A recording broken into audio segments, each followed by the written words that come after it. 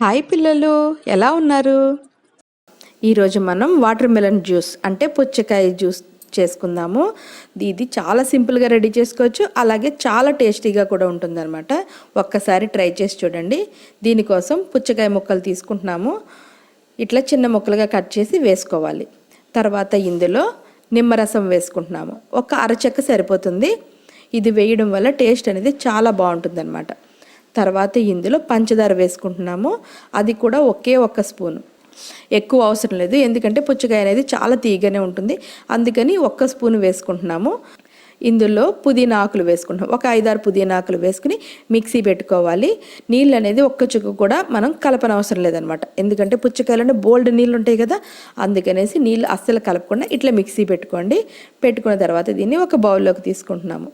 దీన్ని వడపెట్టి కూడా తాగొచ్చు, కానీ వడపెట్టి తాగడం కంటే ఇట్లా డైరెక్ట్గా తాగేమంటే చాలా బాగుంటుందన్నమాట.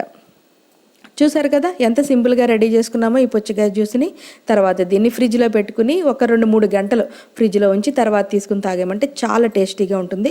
ఒక 3 అవర్స్కి మించి ఫ్రిడ్జ్లో అయితే ఉంచొద్దు, దానివల్ల టేస్ట్ తేడా వచ్చేస్తుంది అనమాట. అందుకని అంతే, ఎంతో టేస్టీగా ఉండే వాటర్ మెలన్ జ్యూస్ రెడీ అయిపోయింది. ఈ వీడియో మీకు నచ్చినట్లయితే లైక్ చేయండి, షేర్ చేయండి. మీరు కొత్తగా చూస్తున్న వాళ్ళైతే సబ్స్క్రైబ్ చేయండి. ఉంటాను.